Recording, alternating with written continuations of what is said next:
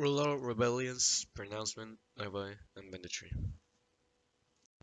While Porfirio Diaz brought peace to the country by maintaining political control, in the economic sector, just a few families were enriched, gaining money, having a good status, a good standard for living, while the most of the population, was struggling to have a good standard, and their economic level was very low.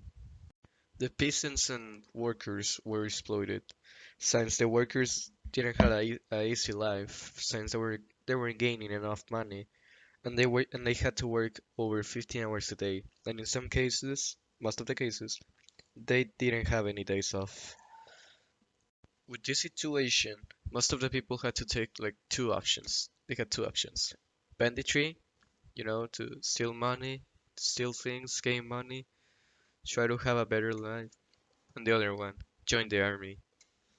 Since Porfirio Diaz Salis, he went to indigenous communities to try to recruit them into the army, so the banditry will decrease and the military power will increase even more than it was already. By doing this, there were numerous battles in which innocent people and civilians uh, died, which they didn't have to be involved. Pl- like one good thing that we could like take out from this is that the security increased, but not in a good way. By this happening, the workers organized and formed cooperative and unions so they could do some strikes during the Porfiriato.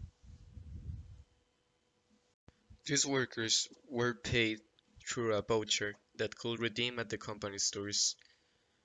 These shops were next to factory or farms, and they were owned by the employers.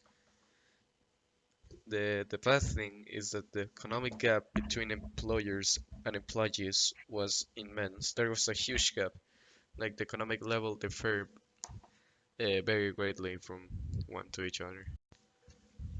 The objective of the strikes that the workers did were so they could demand higher wages and better working conditions, since they weren't getting like anything paid, and they were working in terrible conditions, and some of them even died during work.